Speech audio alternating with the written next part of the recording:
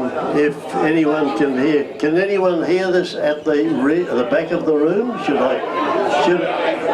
You can't hear? You need it louder? No. Is that just about right? Yes. Okay. I want to be terribly serious. I do want to welcome you all as great friends. It's a very important occasion. We have never been 120 before. And you never will be again. And as Judy just said, it feels like we've been working for 120 years. But I just might explain that 1 year ago at our Christmas function, I appeared in a Ukrainian kilt. And I explained the reason. This year I'm appearing in a personally embroidered Ukrainian outfit given to me by a very dear friend, and I was fortunate enough to visit Ukraine a couple of years ago, and I hope to visit there again the coming year. And I was so impressed at the courageous bunch of young people who are turning their country around, turning their country into a better place to be than it has been. An example to all of us. There's work to be done in all of our countries. I wish to speak early tonight for a couple of reasons. One is I can get down to some serious drinking.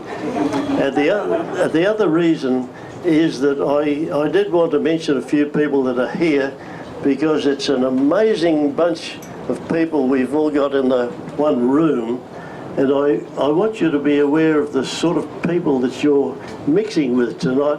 I know you all, Jenny knows you all, Judy probably knows you, most of you, but some of you might not have met each other before, and there's a lot of depth in this room, and I'd like you to enjoy each other to the fullest on this occasion.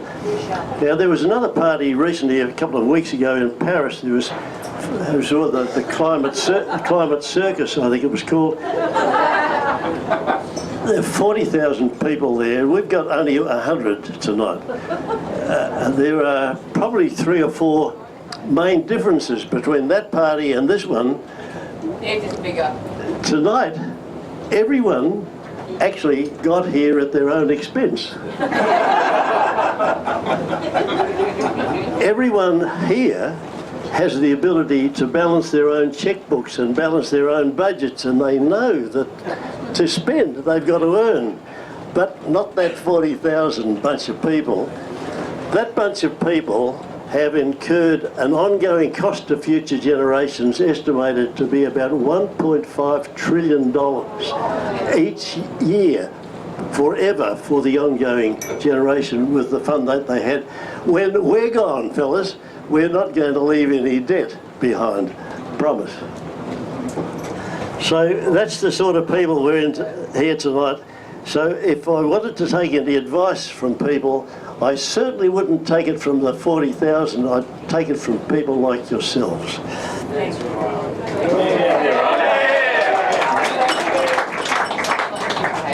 So we're celebrating tonight the 120th anniversary of when my grandfather, whose name was W.G. Manners, started a mining consulting company in Canalna, which is about 30k out of Kalgoorlie. Back in 1895,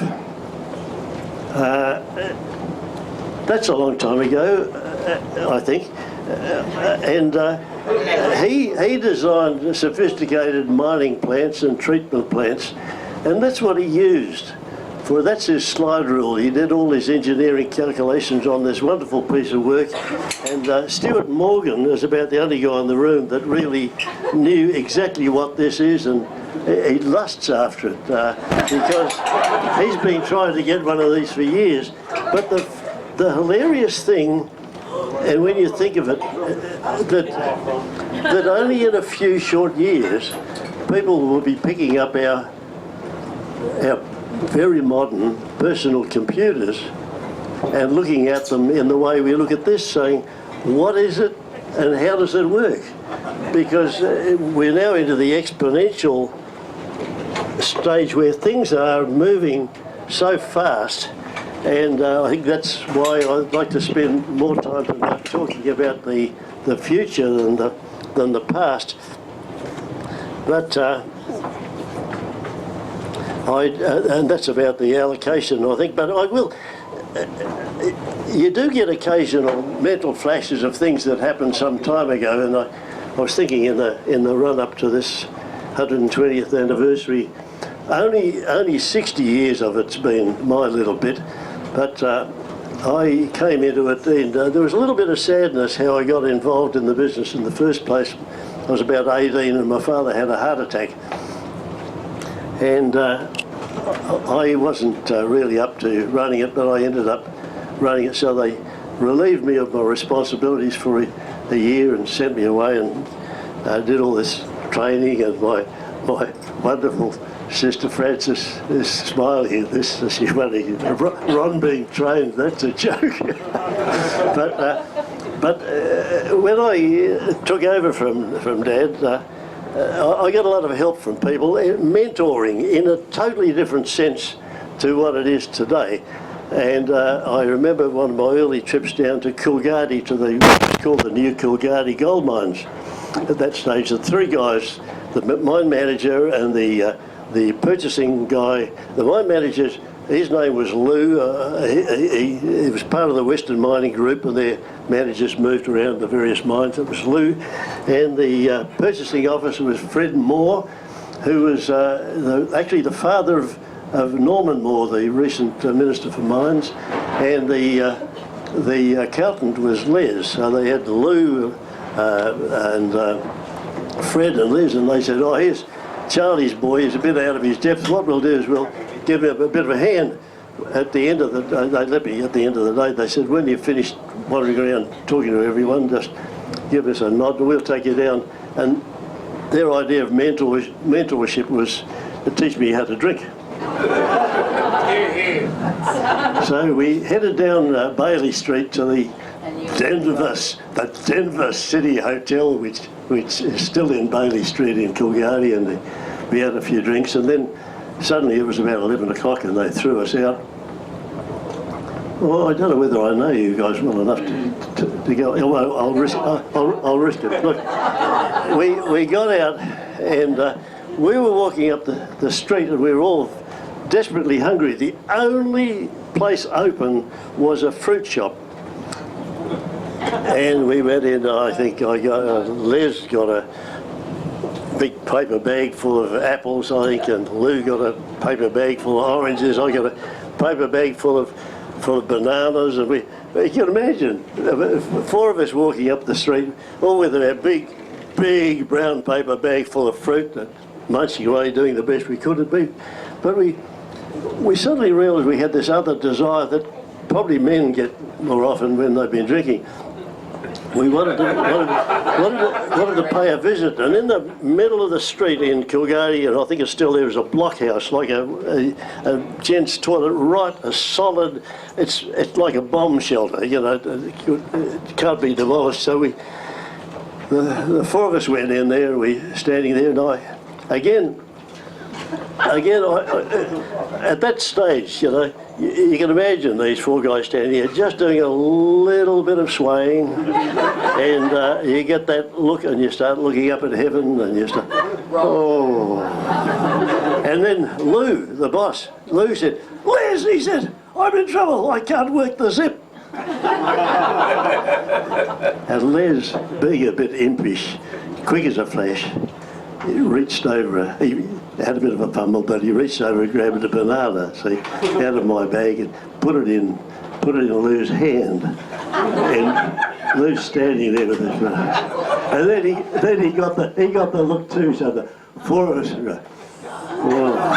You know.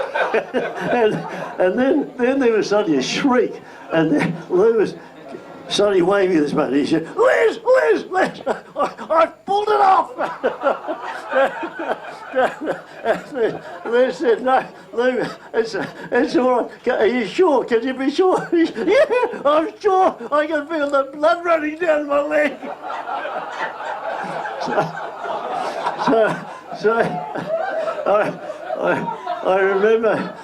remember getting into my Holton utility. It was about midnight by that time. Driving back to Kalgoorlie, about a half hour drive back to Kalgoorlie, and I said, well, if that's adults, I just don't want to be them.